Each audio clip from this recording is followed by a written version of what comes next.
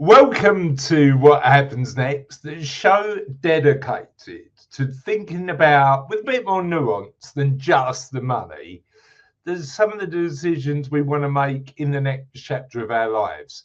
I've spent 18 months now thinking about, in a desire to help my clients, but also just have better conversations, what the next chapter of our lives might look like when we hit our 50s and 60s and we think about making positive change in our lives. And I think one of the things that comes up both in my future life and also in the conversations that I have with clients is the desire to travel more. And it's really interesting. We put these weekly videos out on conversations about purpose and financial well-being and physical well-being. And our most popular video at the minute is on travel. And we've never had an expert guest come on and talk to us about travel. So I'm really pleased today to be hosting Andrew West, who's going to talk to us a bit, not only about travel, but also how working in the next chapter of our lives can fit in with that nomadic travel linked lifestyle. Andrew, welcome to the show. Thank you, Chris. Thanks for inviting me. I'm really excited about this conversation, mate. And I know all about you, but for the purposes of our audience, tell us a bit about you. Yeah, certainly. So I spent 16 and a half years as a police officer. I was got to police inspector in Leicestershire. Unfortunately, fell ill, but that worked out right. That was in 2000, so I ended up leaving, and then for that period, since then, I've ran businesses of various types and various kinds in health and all sorts of things, and then more recently in the travel side of business. Love that. And that I'm assuming because of health, that retirement from the police was a bit of a one that was put upon you as opposed to one you asked for. But you actually negotiate some change in that life. How was that, negotiating that change? Tough to start with. There's a bit of a thing. If you've got any ex-police officers and probably other services that listen to it, they will know the same thing. There's one of the things. It's a really strange thing. Once you get past your 2-year probation, you only ever get asked one question in the police: how long have you got to go? That's always the question that people ask. And it used to, I know it's changed a bit now, but it used to, you did 30 years. You knew you were doing it. And I knew people particularly from 10 years to go that were counting down. They could tell you how many days they got to go. That was it. So I'd always presumed I'd do 30 years. That was it. I knew when I was, I joined in the April of 2000, and in the April of 2030, I thought was me. Sorry, 1984 I joined, not 2000. 2000 I left. So 1984 I joined. I thought in the 2014 on the April, that'd be it. 30 years done. And of course, when you first join, I was 21 when I joined. The thought of retiring at 51 just seemed like the most amazing thing going. It was, and then because you think everybody's old, and then you get there and realise that you're not. So I'm on that cusp at the minute. I'm 48, and I think that old concept of learn, earn, and then retire is a bit broken. I don't think it works for most people nowadays. No. How has your perspective changed in terms of the way that you saw these chapters you're living now today compared to when you were 21? Oh, wow. Yeah, it's just, I couldn't have envisaged this life at all. There's no way I could have even thought. I love my life. I love what we do, the traveling that we do, and the way that we are fortunate enough to be able to make work fit around life, if you like. And we work hard to do that, to make it happen. And it's the communication that we say to everybody, this is what we do. But to know that we could do that was a possibility. At that time at 21, I'd probably been on holiday to about 2 countries, and that was about as good as it got. Yeah, Yeah, no, I love that. And I think we are a bit more open-minded now about the options that work provides us and the flexibility we've got. But I think a lot of people are really cautious about that sort of nomadic existence and how it's different. So help me understand, if we fast forward and you said, right, okay, I'm gonna spend a decent chunk of my time traveling. Yep. How did you make that change? What was the journey towards that? And how does it look now compared to right at the start? Okay, so I would say it really started was about 6 or 7 years ago. I got a business partner that was in my business at that time, and he'd really helped us grow it. And he kept asking me what it was that I wanted to do with my life, or what I want to do with my business. Actually, he wanted to know what role I wanted. So one day I remember going in and just saying to him, "I tell you what I'd really like to do. I don't want to be here." I said, "And while I'm still young enough, I want to go and travel." And he said, "Well, let's Yeah, set the business up to do that." So that's what we did. And to start with, it really was just the idea of sort of, I'd never done the backpacking as a young person. I hadn't, I'd gone pretty much straight into work as soon as I left school. So I'd never done it. So the idea to start with was, oh, let's sort of go backpacking. And I remember we packed everything into this really tiny, it wasn't even a full size backpack. And because seen these YouTube videos about how you could do it, put a load of stuff in and started going around Southeast Asia. And it was an eye opener. It really was about, first of all, once you got your head round it, after the initial shock, jet lag and things, how easy it was to travel. And obviously, fortunately nowadays with the internet, it makes it so easy. You can always be researchers, always be yeah, looking. And places, people are just so open to you doing it. It's yeah, great. I mean, obviously we've had adventures on the way and things have not always gone right, but it's very easy to sort it. It's I look back to the original explorers, if you like, the people who went off and traveled and did backpacking and things when there wasn't internet and other stuff like that, and I think they're wow, because I yeah, I like I like my I'm not a race across the world. I do like my phone with me, and I like to know things. yeah, yeah. No, that's it. Having access to that information. I mean, the bit where I've done a fair bit of traveling over the past few years, the most valuable thing, having only been able to barely speak English, is Google Translate. In Japan, that I think might have been my savior. Google Translate and a little box that gave me internet access while I was over there was the two things that were really useful. The interesting point you make, though, I think, is that element of life by design.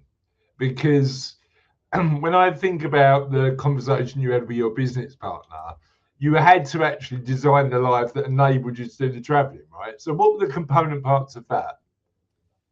Yeah. So obviously it was making sure you got, first of all, the freedom, the free time to be able to Yeah, do it, and that things were in place. Now, I mean, things have changed since then. I mean, I now run my businesses when I'm away. At that time, I was setting it up so that I probably only needed to do one call a week. yeah, Now it's not. I wherever I am, I set up. I have my meetings. They're scheduled. I work the time difference out and just do it. But at that time, that was setting up that, obviously making sure, finance wise, have you got enough money in the bank and stuff like that. But I mean, I always use Revolut as my travel. There's several others out there, but I use that, so I know that I've got money. It's easy to exchange. yeah. um and then it's just, and again, this is even easier now than it's ever been. It's obviously always checking up on visas and those sort of things, and they are important because there's been the odd one where there's been sort of if there's ever been an issue, it's been a visa issue of Interesting. I've never not been able to get into a country, but there's been odd times where it's suddenly, oh god, I didn't know I needed to apply for that 2 weeks before. It's Good. sometimes of those things that you just have to they're the little bits that you need to plan, but most of it, I don't like the term, but you can wing it. You really Yeah, can, and just get by. And that's part of what we enjoy with travel. Quite a lot of our travel, when we go, we will change as we're on the road when we chat to people, and people yeah. say, have you been here, have you gone Oh, there? interesting. And that has led to some of the best experiences we've ever had. Tell me a story about where you had one plan to go somewhere and then you really changed your Yeah, mind. I mean, it's a bit more difficult to get there now, but we were in Vietnam, beautiful country, and it was a really rainy day, and we went for breakfast, and there was only one other couple, and the gentleman, he suffered with Tourette's quite badly, so we hadn't really communicated much. They kept themselves to themselves, but they were the only people in the restaurant, so we went and chatted to them. We're talking away, sharing holiday experiences, and they said, "Oh, one of the best things we've ever done, we went been to Myanmar, that used to be Burma." He said, "We went there, they have this national balloon festival," and he said, "It's just wow." So being me, we're chatting the conversation, I'm on my phone, I'm looking. I said, "It's next week, I can get a flight tomorrow, shall we go?" And that was it. We booked and we went. And this festival, I've never been. When he talk hot air balloons, this is not hot air balloons in the vision we see. They are the same size as them, but they're made out of paper. And then they Yeah. stick flames underneath. And then underneath that, they put a huge firework display. And they light this firework, they light this box. And so, first of all, they light the balloon, get the balloon going up with heat. And then these fireworks, and for 15, 20 minutes, fireworks are firing down. Well, we managed to persuade our driver. We were in the main arena with it. I've got a video of me looking up with fireworks shooting down by my shoulders. It's the most exhilarating thing ever Um, done in my life. It was wow.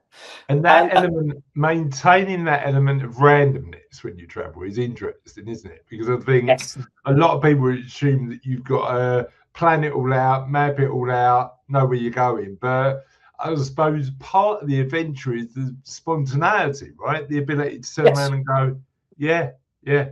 How do you get the balance right between knowing where you're going and spontaneous when you're traveling?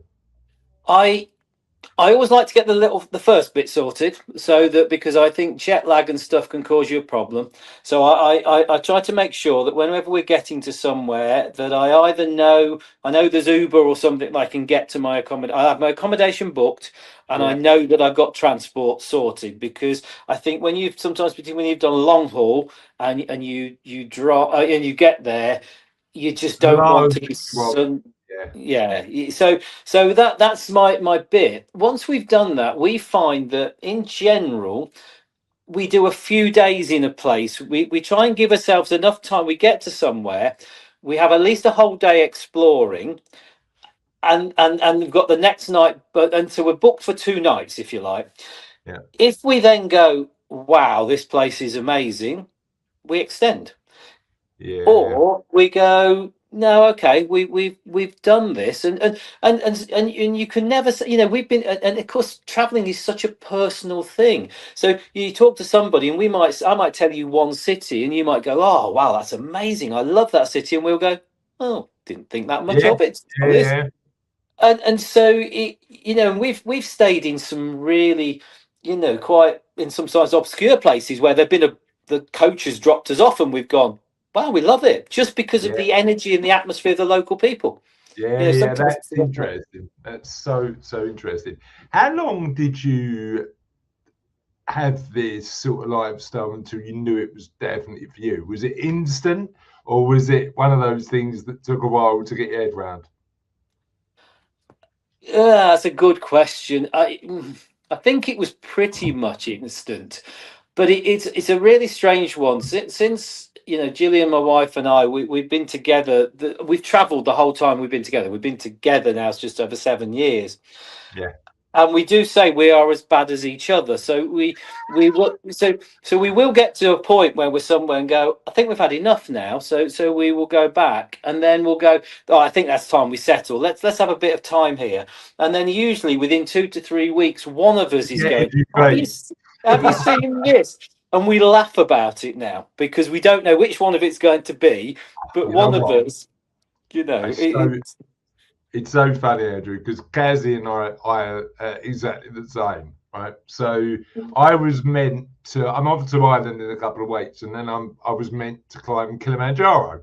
yes, Um, and I can't now because they needed a minimum of 8 people to do the expedition, and for those particular dates, they only had 3. So it's been deferred. I'm going to do it next year.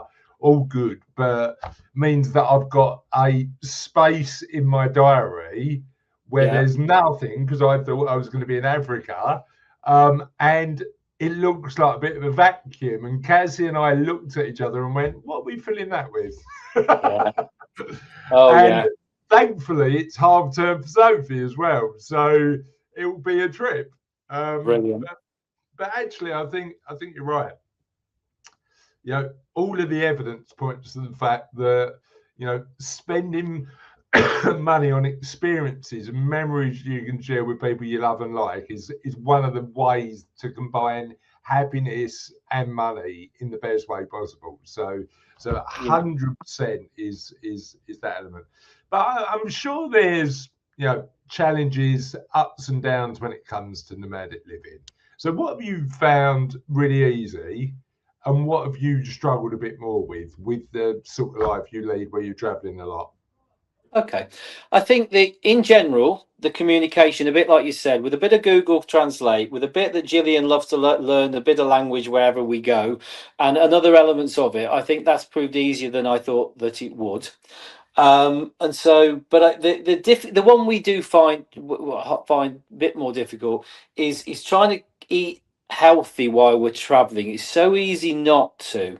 And unfortunately, again, this is a bit more of an age thing. We find that then that disturbs our toilet habits, and we Yeah, don't like that. And so we end up trying to find a juice bar or trying to find a salad or trying to find something. And in some countries, that's easier than others. And if we are a length of time somewhere, we will often go and buy a juicer or a blender, and then we'll go to a local market and we'll make, and that helps us yeah, through that to us is probably one of the biggest challenges that we find, because if you if you start to get uncomfortable, you don't enjoy the travel so much. yeah, no, 100%. And I suppose the challenge you've got with being on the road all the time is how to maintain some of the positive habits in our life and a sense of routine. So when you're traveling all the time and routine often can go out the window, how do you maintain some of those positive habits? What have you got in place to make sure, for example, exercise is a big part of my Yeah. ongoing positive habit, and nutrition, as you say. So how do you get the balance right between having an amazingly adventurous lifestyle and maintaining those positive habits? Yeah, I mean, exercise, you say, I mean, we love to walk, so we walk. But again, there's odd times when I mean, we go back to Cambodia but this week because we have a charity, we have a school there we support. When we get there, walking, their streets aren't really built for walking.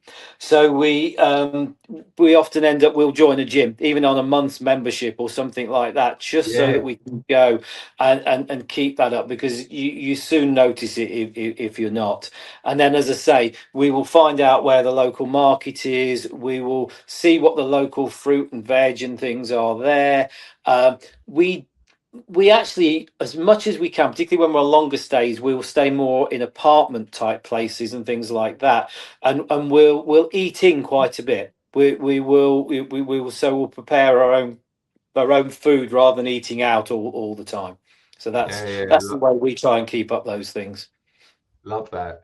So I know we've spoke already about you combining work and travel. Yeah. How do you get the balance right between having the time to do what you need to, but also combining work in the mix? Yeah, it is a balance, but it's a case of setting it. What we say to everybody who we work with in the business is that we travel rather than we holiday, and we do sort of emphasize the difference between. So in other words, we will have times when we are working. So I'll use Cambodia as an example because that's quite a good one. I mean, it's 6 hour time difference between here and there. So we will get up in the morning, do our own thing, but literally from, what would that be, about 2 o'clock in the afternoon, from 2 o'clock until at least 6 o'clock, we will just we'll work. We'll Yeah, set up an office. We will work. We'll take calls. If we need to do them a bit later, then we'll also do that as well. We've taken calls right in the middle of the night if that's what we need to do. We don't do it all the time, but we do that so that it fits to the to lifestyle. yeah. to do both, and we're both really happy. We have no issue with that at all. We don't think anything. Yeah, I don't really think anything of it. It's a case of that's when we're working, and that's when we do. And then we sort of we try and have a rule if we can. We try and always try and take Friday afternoon off, and work and sort of go from there. But also in our businesses where we try and give that off as well as much as we possibly can, so that we and we encourage as many people that work with us, we encourage them to travel. I mean, because to me it's just the best thing you can ever do. Well, I think the other thing is as well is the opportunity travel gives you to not only refresh yourself but learn loads about the world and generate new ideas. And it's a really for me it's been a massive opportunity just to get perspective on life. What's travel brought to you the most, you think, in terms of your view of the world? That pretty much we're all similar, and we have similar worries, similar concerns, and similar things. I think there's an element of that. I think that I still can't help it. I mean, as I say, we've now done 69 countries, and I still I still have preconceived ideas that I wish I didn't have. That I go to somewhere and you go, "Wow, I just did not expect this." Yeah, So I think so. Each time it opens my eyes, and also, of course, then when you see things happening on the news in other parts of the world, you go, "I've been there. I've yeah, met those people. I have a more of an understanding of it's not just some natural disaster going on at blur. It's actually that's real. That's it, yeah. so that whole It connection. humanizes, right? It humanizes Yes. people. It's not other, it's Yeah. actually the people in the place that I visited. And the other side, Chris, is the fact that we are so fortunate, and we don't realize that we are, in the fact that we have a passport that pretty much allows us to travel anywhere. And you go to countries where people say, I would love to travel, and you say, oh, can you? And no, no, I'm not allowed. I remember being in Vietnam. We were talking to a driver then. He said, "Oh, we said to him, he said, can you travel?" And he says, "We're allowed to travel to countries that the government think that are worse off than us, that we won't leave and go to." So he said, "We can go to Cambodia, or we can go to, and he named a few places he could go, but we can't go to this one. We can't go to there because they think that we will leave." And you go, wow, we don't have that thought, do we? We just go, I want to go there, Yeah. and make it happen, and Yeah. apart from maybe a few odd restrictions, our passport allows us to go anywhere, and we're very fortunate. So I didn't realize that until a few years ago. So I'd always taken the ability to travel virtually anywhere for granted. And then at Savello, we had a lady who worked for us, Mansi, who was an Indian student. And she loved to travel. And she was in the UK for a couple of years working for us. And used to come in on a sort of few days off. You used to go to Paris or Germany. And for every European country, she had to get a visa. And Yeah. like just to jump on the Eurostar and go to Europe, we consider that easy. But for Yeah. her, it was actually a bit of work. She had to go to Mhm. London, get the visa, and yeah, that element of like gratitude. But I think also, and I'm trying to make sure my girls know this as well. I think often we take the luxuries we've got in our life completely for granted. And I remember being in Cape Town a few years ago, and to get to Table Bay where we were staying, there was miles and miles and miles of shanty towns. And actually, just to be grateful that you've been born into a country where a lot of the worries that people have been born in those places, and that's complete luck, right?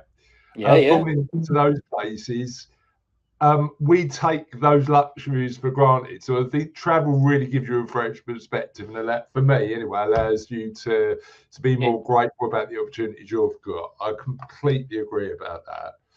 Now, a lot of the people we speak to on What Happens Next are in their 50s and 60s. They're thinking they've had a potentially fairly conventional career, but now they want more time. They've got more time on their hands, potentially. They're thinking about travel. If somebody's thinking about having a bit more time and where to travel to, what's the excuse me, what's the things they should think about to know where to start? Okay, it's interesting time because we're finding more and more people are coming to now because they want experiences rather than just holidays. Yeah, And that's, I think that's wonderful, and that can go from the safari to but also even deeper than that. People want to go and they want to explore more. I think that if they've never been, if somebody's never been to Southeast Asia, I often sort of say that to me is there, or India is a really good one. If you want to challenge yourself a little bit, but actually not, but still be comfortable if you want to be, you can do that in both of those places. They will push, India particularly will push your senses, but actually, but there's also, if you want, there's also luxury, and yeah, there's also you can do both. There's also so many places and so many people now, and this is what we put together, where we put packages together for people where you might want to go the first time, and you might go, you know what, I love what you're saying, Andrew, but that's not, and I've had this said many times, this isn't for me. I want to know that somebody's going to meet me at the airport. I want to know that somebody's going to help me get into there. You say the language is easy, but I don't believe you. These sort of things. And that's great, because you can put together now packages that match that. If you are yeah. totally, I just want to get on and do it, brilliant. But if you're not, you can do it, and you can have those safety and protections in place, but they can still take you into places and to see things that you're never ever going to get to do otherwise, and you're going to get to experience. You can have meals in places you never thought that you would. I mean, I had a meal once on a trip, and I was literally in the slums of Jakarta, and it was one of the most eye-opening things. It was an amazing meal that I had, meeting the family there, and they showed us, they were very proud because they got an upstairs to their house, and we thought, right. And he sort of said, oh yeah, but we have to live here half the year, he said, because of the floods and the state of it. And we said, well, how do you get to the shops? And he says, well, I'll swim to the shops. And you look at the water and go, wow. But that house was spotless, the food was amazing, the people were wonderful, and I remember just coming out of there again, like we're saying, felt so grateful, Yeah, and thought, what a wow experience. it's Just was incredible. amazing. And that was part of a trip that somebody had Yeah, organized that. And so there's, it's, but we also, I wouldn't have walked into those slums on my own. There's no way that I would have done it. So you can protect yourself and give yourself an element of safety, but still explore. love that. And how much your sort of role when you're building these itineraries is about challenging people a bit, saying, like, let's add some luxury, but let's also add some unique experiences, and how do we get the balance right between the two? Yeah, I mean, that comes from talking to people. That's the best bit about this job, is chatting to people, seeing what they've done before, seeing what they'd like to do, but then offering them something that they may not have done. And again, having visited so many places, it really does help. So you can say something, look, while you're there, I would really consider this. And when you can share, and even sometimes often share photos or share Yeah, story, then you can help people, and you judge it according to them. And what we're starting to discover is people will go and do it, and then they'll come back and often say, that was brilliant, next time I want to. And because once you've tried it and you've done a bit, you've had a exactly. great experience, then you'll push yourself on. I think to push yourself out your comfort zone is good, but you also, you want to do it to your level. That's the thing with it. Yeah, yeah. But then the level, I mean, my experience is the level changes, doesn't it? Because once you've done Yes. one thing, you turn around and go, I survived. Yes. I went to the Amazon rainforest last year and stayed with the community in there for a few days. And that element was like, if you'd asked me at 21 whether I'd ever do that in my life, I never would have recognized it. But then you turn around and go, that is a unique experience. What other unique experiences? And it's really interesting when we're doing I'm finishing off the What Happens Next book at the minute, and I'm talking about the role unique experiences and in particular novelty plays in their lives. Because as we know, as we get a bit older, time tends to go a bit faster. And one of the things that's shown to slow time down a bit, which is our finite commodity, right? We know we're going to run out of time at some Yeah. point. The bit that slows time down a bit is just that experience, excuse me, of the novel. What are we going to do that's new, that opens our mind, that generates curiosity, and allows us to look and go, that was sort of a place worth going to. Talk to me specifically about your experiences in Southeast Asia. Somebody's thinking about a trip. Where would you recommend they start? Right, depends. If you want the safe but the beautiful, you go to Thailand now. I mean, Thailand is I mean, you go to Bangkok, it is pretty much like any city in the world. In fact, probably even getting better. Some of the best cities in the world, but you can still go out and go and explore.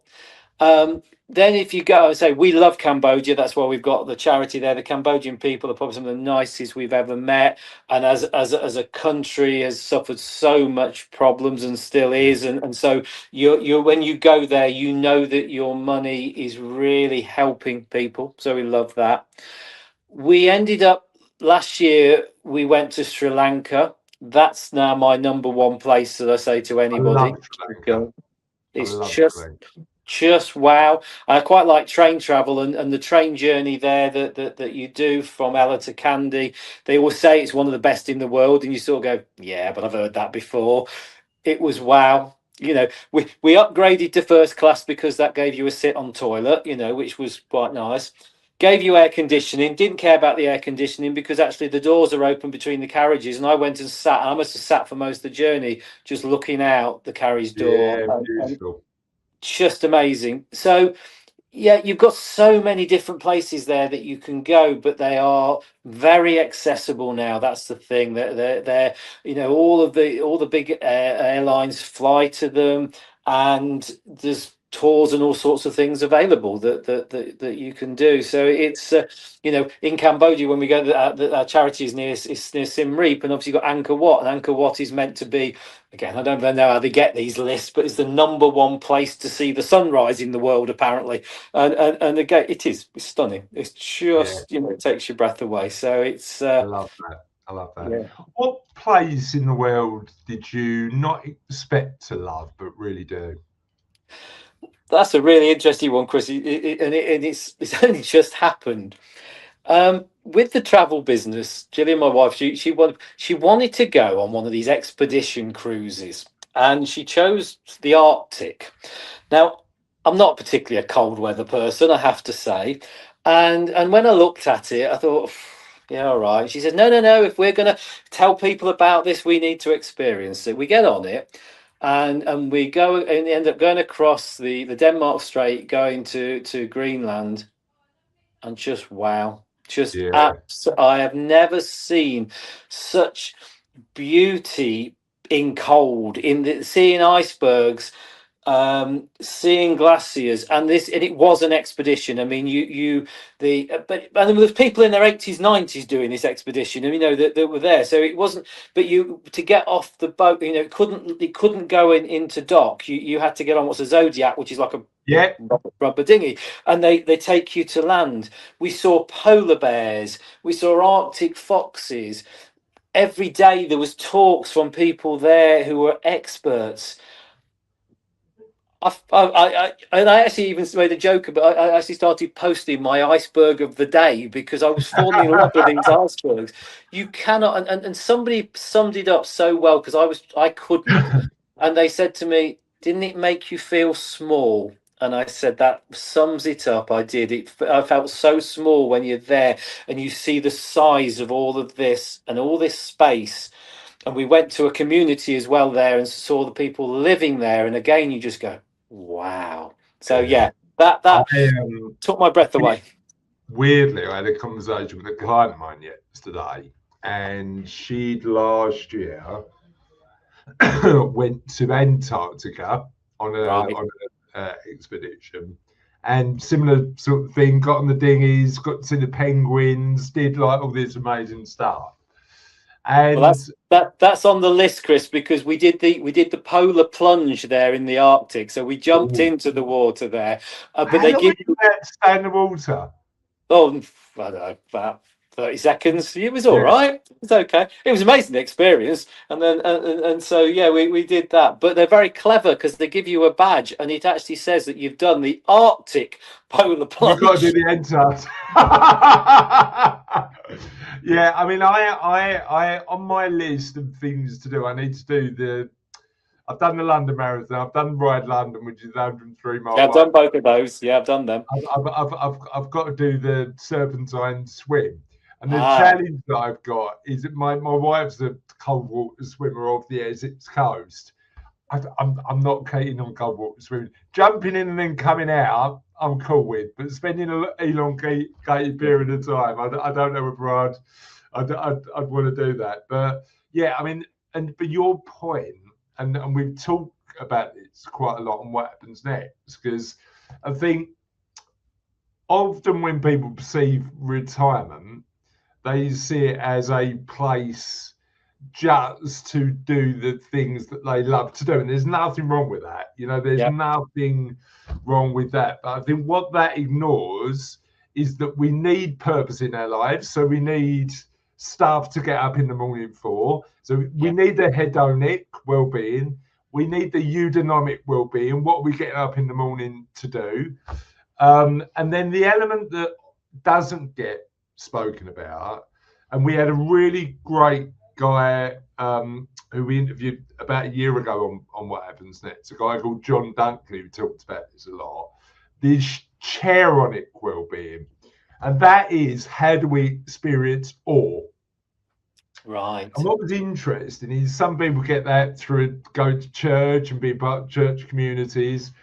And I said to John, where do you I'm not religious, so I don't see that God thing as a way to experience that. Where do you get from if as somebody who's not non-religious? And he went, I get it in a field with 80,000 electronic dance fans dancing, because I feel very insignificant but very connected at the same time. Yeah, And I yeah. actually, when you think about that iceberg experience, that's exactly the same, isn't it? I'm small, but look at this amazing world. And that was also the difference of the trip because I was taking photos on my iPhone. That was it. So there's a polar bear in the distance. So I've got a white spot that I can say to somebody, "That's a polar bear," and they'll probably go, "Yeah, all right." They got to squint to see whether it is or not.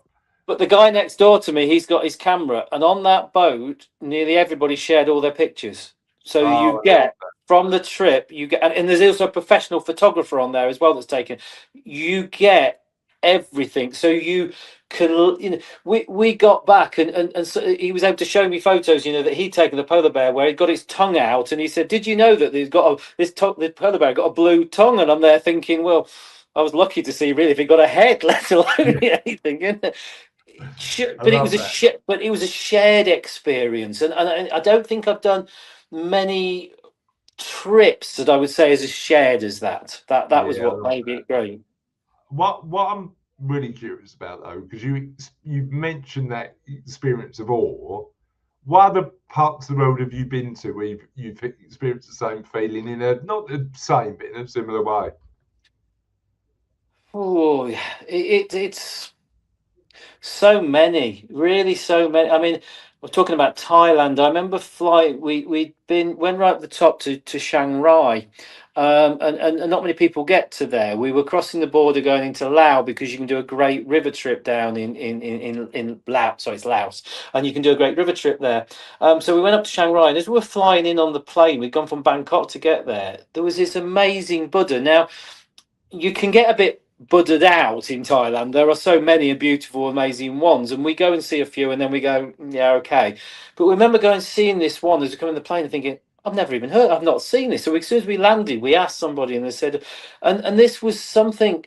You had to have. You could go in it. You had to get in a lift to go up to the top of it. It's white and on the mountain, and again, you just went, this is just Yeah, unbelievable, and obviously places like the Taj Mahal, you go there and again you just can't get, you see it on the telly, you can't get the size of it and the story behind it, and it's so many of those things, and particularly also, as I say, when there's festivals, when there is local festivals on, and you get to see people just enjoying their life and the things that they do, that again is so many things. It really is, but they're the yeah, ones I love it. Absolutely love it. And I love the phrase "budded out." I might steal that. I've never heard of that before. It's quite put it yeah. out, put it out, put it out is a great phrase. It's so interesting. One of the things that we talk about on What Happens Next is the fact that the traditional way of looking at retirement is learn, earn, stop. I don't think that's a particularly healthy way to live. You've shown that you can actually have all these adventures and continue to maintain a sense of work in your life. I'm really curious, where does work fit into your overall well-being, and how do you see it moving forward in the future? It's quite surprised me because I've ended up through circumstances taking back control of one of my businesses that I'd sort of, my son and his husband were running, and they decided they didn't want to, and so I sort of, I've got 16 employees in that business, and there's a couple of other bits with it, and I must admit I was a bit, I hadn't done anything in it for 7 8 years, and I was sort of, oh, I don't know now, I don't know what to do, and I started talking to people, and I realized I did know people if I didn't know the business. And it's brought an element to me that I just love. I love the community and trying to help people and trying to help the on their journey as well. And I now, I can't see now a time of not doing both. I've got no desire to not do that. As long as I can, and as long as I've got my health and that I feel that I've got something to offer, it just, it's boosted my well-being more than ever. Travel on its own was wonderful. Travel combined with still doing things and still being, feeling useful and feeling Yeah, part of something it's and that part, eudaimonia well-being, isn't it? Like that purpose bit. it gave something I didn't know I was missing. It really did. So yeah. Interesting, really interesting. Now, when I look at your story, Andrew, and this is why I was so excited to have you on as a guest, I see certain what happens next moment. So you see the transition you made from that career you thought you were going to have 30 years and was cut short. I see the starting businesses and then traveling and then going back into the business. What have you learned? And every single transition, every single change was a what happens next moment. What have you learned along that journey that you could share with our audience to help them navigate the changes that are coming up in their life? Yeah, great question. It's, I've had to change as a person as this has gone along, and I've had to learn that I haven't got as much control as I thought or I'd like to have.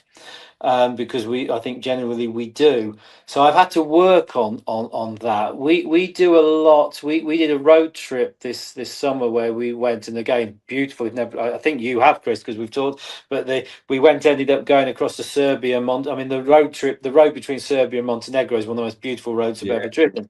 But while we were driving, and we'd put off doing a European road trip because we just thought, oh God, amount of driving and stuff, and actually we loved it, and we started listening to podcasts and we started listening to audiobooks, and that's opened up a whole new world to us now of stuff and things that we are studying, and we are constant now doing that and working on ourselves of being more and more accepting about what life is bringing along, and that to go with it. And the more we do that, the better it just seems to make it, because things change all the time, and I've had to learn to get better at that, and that's the big thing. I mean, it's fascinating, isn't it? I mean, I love Stoic philosophy, and there's an element in Stoic philosophy where there's an element in Stoic philosophy where they talk about recognize the fact that you can't control everything, focus on what you can control, and let everything else go on. You can influence it potentially, but actually the bits you can control, which are primarily your own thoughts and actions, are the bits that you, and actually becoming a bit more relaxed about what you can't control is probably the way to go. And what was really weird is I've been speaking to Cassie about this, Andrew, for years, because actually it's had a real positive impact on my life. But Stoic philosophy always seems a bit dry to her, and I get it. Do you know what I mean? It's like, what does some Greek bloke millennia ago know about my life on the Essex coast in 2025? And then I bought her a book by a lady called Mel Robbins called Lecture.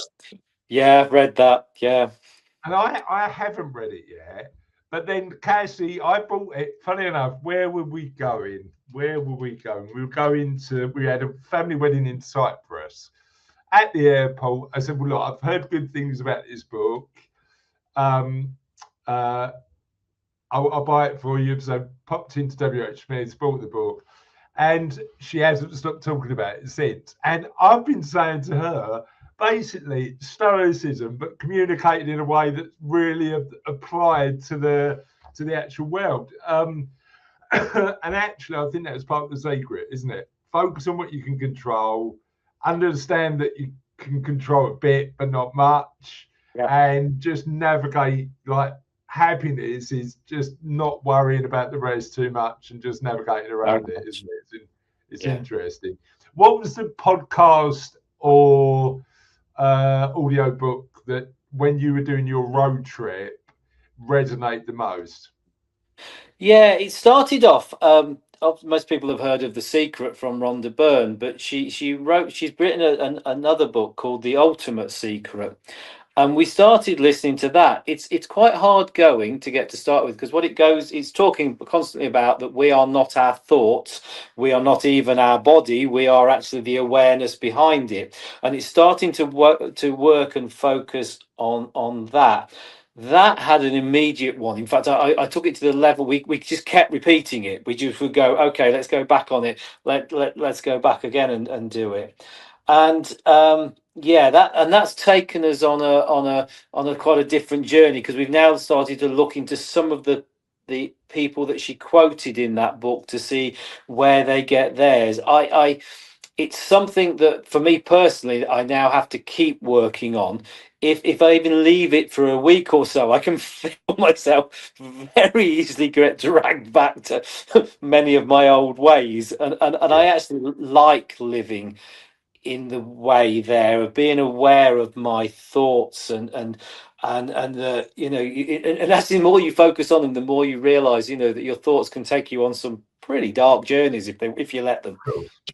So I appreciate that. I'm really curious to know about your charity, Andrew. Tell us a little bit about that. Yeah, it happened by chance. On an organised trip we were on, and we just finished. It was in Thailand. He said, "Where are you going next?" We said, "Oh, we're going across to Cambodia." And he said, "Oh well, I built a school over there." He said, "But I never get to see it. If you get a chance, can you go and have a look?" So we went round there. And as I say, the people of Cambodia are just amazing. And this is it's out from Siem Reap. Now the cities in Cambodia are getting better, but you go out. So this is about 40 minutes out, but the road is horrendous to get to it. When we first got involved with it, there was 30 children in the school, and it had a part-time teacher, and people came from local villages, and so we sort of chatted what they needed, and they wanted somebody who could. It's an English school, so it's a voluntary school. Children come. We've now got 130 children in it. They travel up to 7 miles. We try and buy. One of the things we fundraise for, we buy bicycles so they can get there. And they learn English while they're there, and they see it as a way of helping them towards their future. So it's just wonderful, and they we learn so every time I go there, we learn so much from them, to see them and to see the things, that they enjoy, to see them. It's the rainy season, see at the moment, and to see them playing in the rain like kids should, Yeah, and laughing and giggling and they're desperate to learn. And there's also funny bits. I mean, my wife is from Yorkshire, and when we do a bit of volunteer teaching while we're there, and it still makes me laugh when she does one class and I do another, and to hear the children start saying numbers in a Yorkshire accent, it just makes me giggle every love that. time. Love that. But yeah, and what we do is we fund nearly half of it. We fund ourselves anyway, and then we've got other people who help us. They sponsor a child, pay us £30 a month, and we've got a group of people that do that. When we go over this time, we're going there on Monday because we know that there'll be a project come out of this, because we need to extend the school, Right. and so we know we're going there with ready and prepared for this, what we've got to raise next. So Yeah, but yeah. it's great. No, I love it. Absolutely love it. So I've loved the conversation today, and thanks for mentioning the charity. And you've talked about the two businesses you've got. Number one's the travel business. Can you let everybody know where people can find out a little bit more about that? Yeah, so we have a good name. As soon as we say it, you'll probably start singing. But it's called Pack Before You Go Go, bit based on the Wham song. So you can find, we've got a website. It's not brilliant, the website, because we don't do a lot on the website. The Facebook page we put a lot into, so there's always things going on there. All the contact details are on there, and it doesn't cost anything to use somebody like us. But we can help, and we love talking travel. We just love it. Love people sharing. So many of the people now who use us, they send us photos. I can live vicariously. I can live vicariously through your travel. I can live vicariously through other people's travel. Yeah. So it's a passion, as you can tell. What's the most unusual travel request you've ever had? Oh God, that's a good one. No, you may have caught me with that one. I'm trying to think. It's usually comes round when somebody wants to try and fit in some kind of either concert or sporting event as well as part of It's what they're time doing. bound. Yeah, yeah. Yeah, so I'm going to so and so, and I've seen that this person's on there, and can you get me tickets for that as well? And that can be really good fun to try and do that, and we're pretty successful. I mean, we have a great. Our business is based. We're franchised through Hayes, so it gives us access to 450 odd suppliers and a hell of a lot of knowledge. So it is brilliant that if we don't know, we usually find somebody that There's a does. So network there of people who can get it. I mean, it's yeah. funny. The one thing I didn't do when I was in Japan was go and see sumo live, because it wasn't in the right. Right. So I've got to go back now. Yeah. And not that I needed an excuse, because it was a country I loved. But yeah, Have you seen on that, Chris? Just very in Japan, they've had to put a warning out because the Australians are going there so much. They're not trying to stop people going there. But it's a bit like you were saying about, but they're trying to encourage people to go more off the beaten track because the cities are now getting so full, apparently, with Australian tourists. And they say, when you go there, go and explore more. Well, I think certainly. I mean, when Charlotte and I went to my oldest daughter, we did Tokyo, Kyoto, and Fuji. I remember reading something that was in 2019. I remember Andrew reading something when we came back, where, and it's a real shame to read this because actually everything we've spoken about travel and having some respect for locals when you go and get like just respecting the environment. I know that in Kyoto there was an issue with the geishas and the interference, and actually that can ruin it for everybody, right? If people are not respectful, that people actually live in these places and they have their own traditions and communities. Had we made sure that we are responsible travelers, you think? Again, I think a lot of that comes to do your research beforehand, and to be aware. I think it really is, and you say I've seen both sides of it. I've seen so much that's been great, but I've also seen places. I remember being on a tour once where one of the things was, you don't show the soles of your feet because that's offensive. And we were in this vehicle, and this guy was sticking his feet up in the air, up there, and we were all telling him, and he was just ignoring everything, and it just, the driver said he didn't mind, but it just didn't seem right. It's we all have got to have a responsibility for that, and we've got to have a responsibility for taking care of our environment and things as we're going. It's something we all must take our responsibility for. 100%. Andrew, I've loved our chat today. Thank you so much for joining us, and I hope as you're watching this, you've had bucket loads of inspiration about your next travel journey. Hopefully it's been useful, and we'll